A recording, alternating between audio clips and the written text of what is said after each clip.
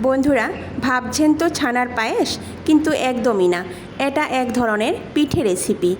যাদের হাতে সময় কম থাকে তারা এই পিঠে রেসিপিটা একবার হলেও ট্রাই করে দেখবেন।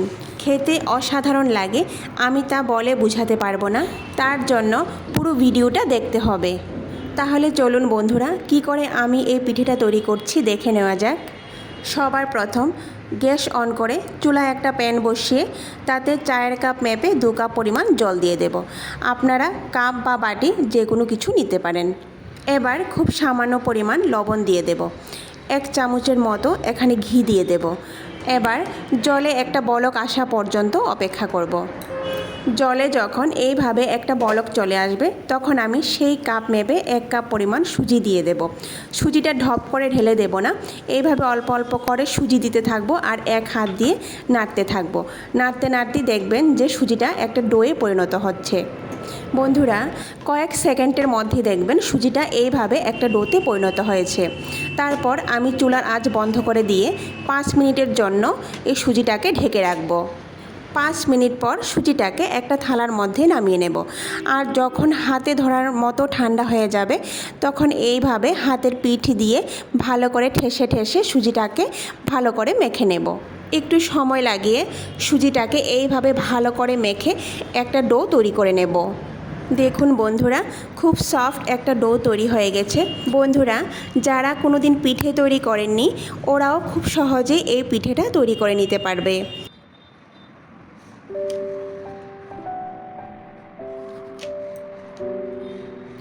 এবার খুব ছোট ছোট করে বলের আকারে তৈরি করে নেব। ছানার পায়েস তৈরি করার জন্য আমরা ছানাটাকে যেভাবে ছোট পিস করে গোল বলের মতো তৈরি করে থাকি, ঠিক সেরকমভাবেই এইভাবে গোল গোল করে খুব ছোট করে আমরা এই পিঠেগুলি তৈরি করে নেব। একটা পিঠে আমার এখানে তৈরি হয়ে গেছে। এইভাবে প্রত্যেকটি পিঠে আমি তৈরি করে নেব।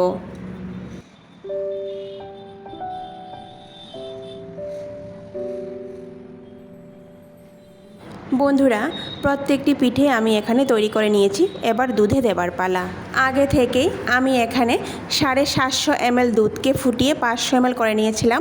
সেই দুধটাকে এখন একটা প্যানের মধ্যে দিয়ে দেব। তারপর মাঝারি আঁচে দুধটাকে 5 মিনিটের জন্য ফুটিয়ে নেব।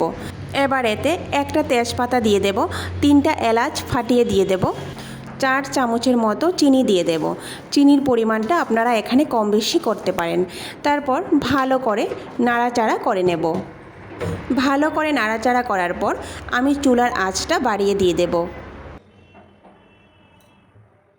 চুলার আঁচ বাড়ানোর পর দুধটা যখন এইভাবে টকবক করে ফুটতে থাকবে তখনই আমি দুধের মধ্যে পিঠেগুলি দিয়ে দেব। পিঠেগুলি কিন্তু একসঙ্গে দুধের মধ্যে দিয়ে দেব না, খুব সাবধানে এইভাবে একটা একটা করে দুধের মধ্যে দিয়ে দেব। পিঠেগুলি দিয়ে কিন্তু আমি সঙ্গে সঙ্গে নাড়াচাড়া করব না, একটু পরপর হালকা হাতে নেড়ে দেব। আর 5 মিনিট পিঠেগুলি আমি দুধের মধ্যে ফুটিয়ে নেব। 5 মিনিট পর আমি চুলার আঁচ বন্ধ করে দেব। বন্ধুরা, 5 মিনিটেই কিন্তু এই পিঠেগুলি তৈরি হয়ে যায়। বন্ধুরা, চুলার আঁচ বাড়িয়ে দিয়ে দুধটা যখন টকবক করে ফুটতে থাকবে তখনই পিঠেগুলি দিয়ে দেবেন। তারপর পিঠেগুলি দিয়ে 5 মিনিট অপেক্ষা করলেই তৈরি হয়ে যাবে। আর একটু পরপর নাড়াচাড়া করে দিলেই চলবে।